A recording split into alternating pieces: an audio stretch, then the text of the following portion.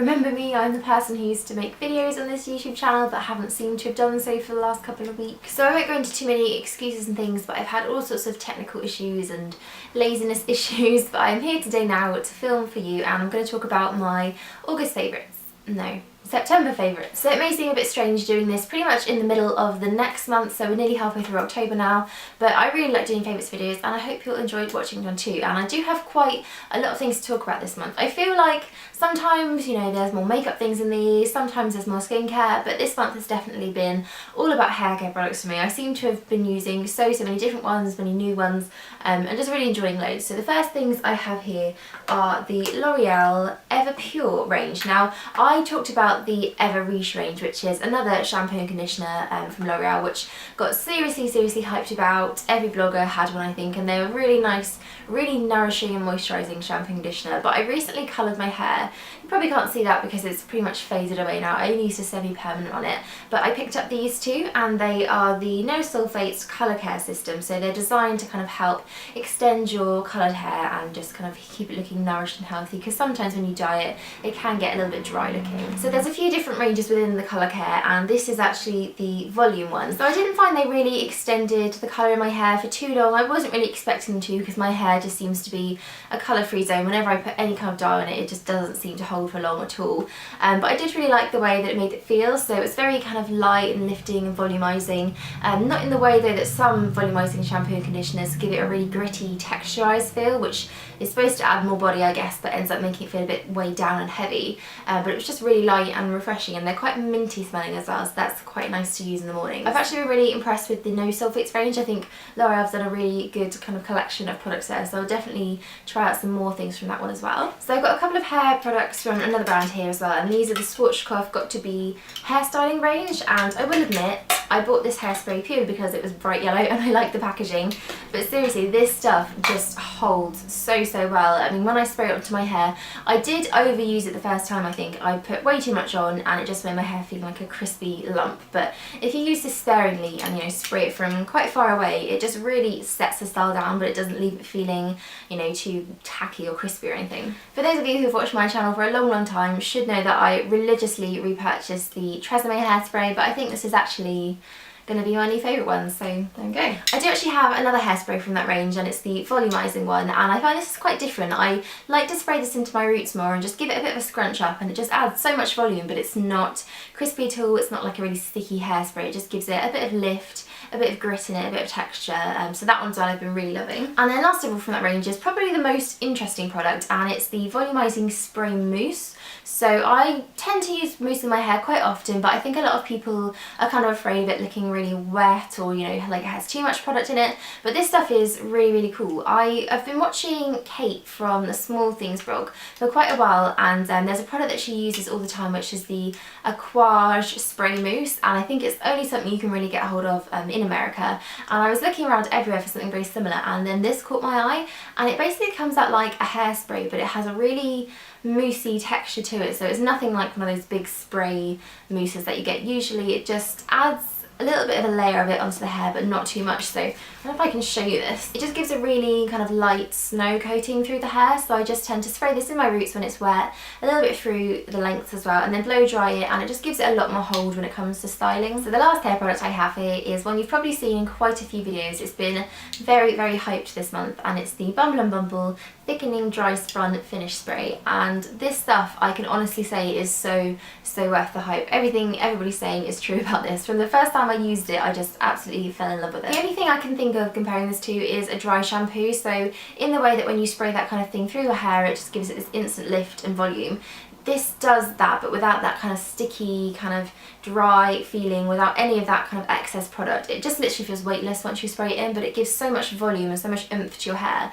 It's just incredible. I use this every time I wash my hair now, especially on like the first day you wash it and when it tends to be flatter and just has no life at all. The only small little problem I have with this, which I really honestly don't care about, is after a couple of days of using it and not having washed my hair, it does make it feel a little bit more like staticky, like it kind of stands out a little bit. So maybe a tiny bit too volumized and a little bit frizzy, but you know, you can just wash your hair and use it again and that all goes away. So this has definitely been my standout hair product of the month. So moving on to makeup, and there has been one thing in particular this month that has really kind of just jumped out at me at being an amazing standout product, and it's a foundation from L'Oreal, and this is their new Nude Magique Eau de Teint foundation. So I have actually seen this on quite a few American blogs recently, although it's been kind of different packaged, and I think it has a slightly different name as well, possibly.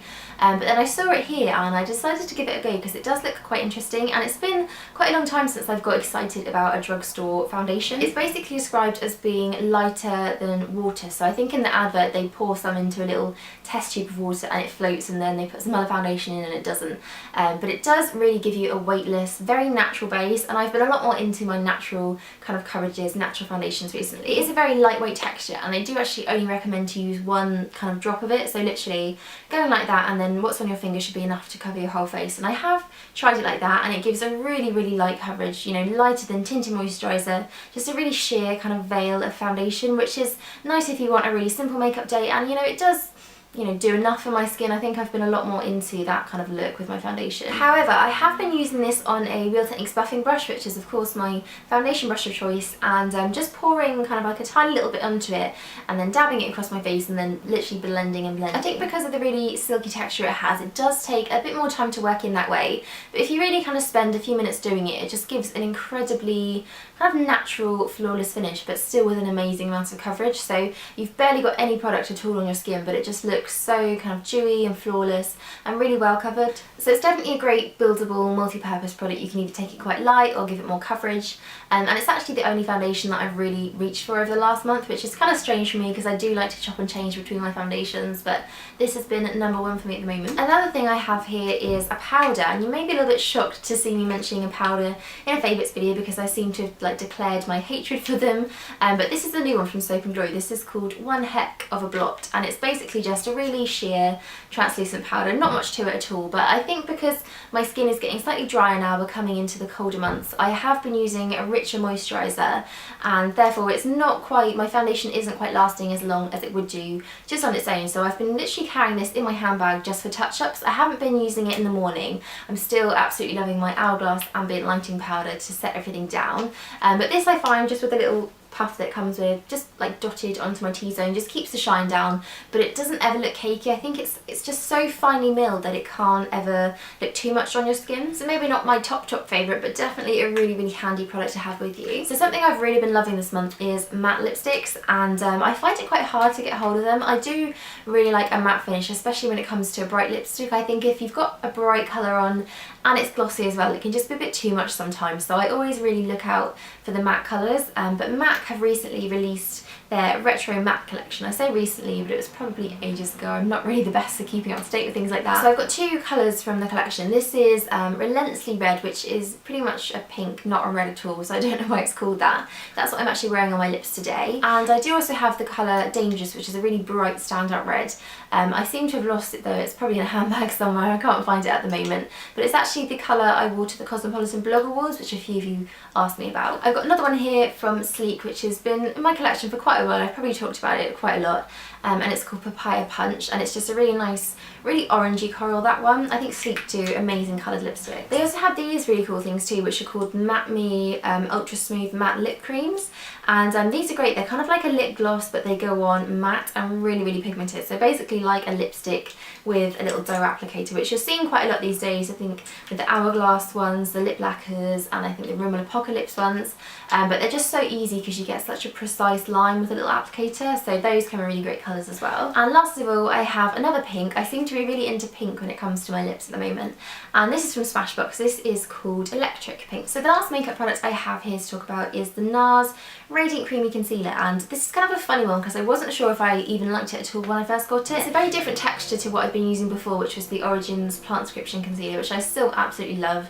Still one of my most used products, but this has got more of a kind of fluffy, creamy consistency. So how how I was applying it with a kind of Real Techniques brush and just buffing it in wasn't quite working, so I switched to using my fingers, and I did find it went on a lot nicer. I really like to use this more around my face. I find the coverage is just amazing. You literally need the tiniest little dab and it covers up anything at all. But under my eyes, I think it's just a bit slightly too heavy, and also the shade is a bit light. Seems to match perfectly on my face, but then it's just too light under my eyes, so I'm sticking to using my Origins one.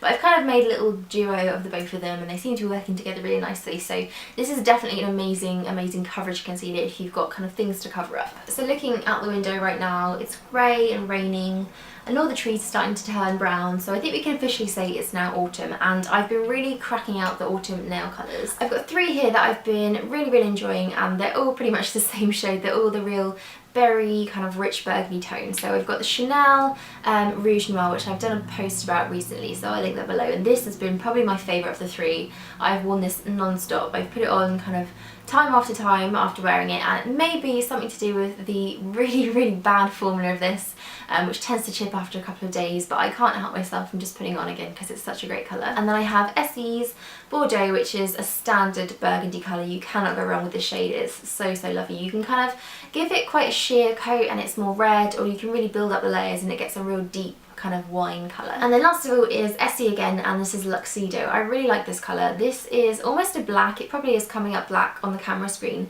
but it's got just a hint of purple in it. That's what I'm actually wearing on my nails today.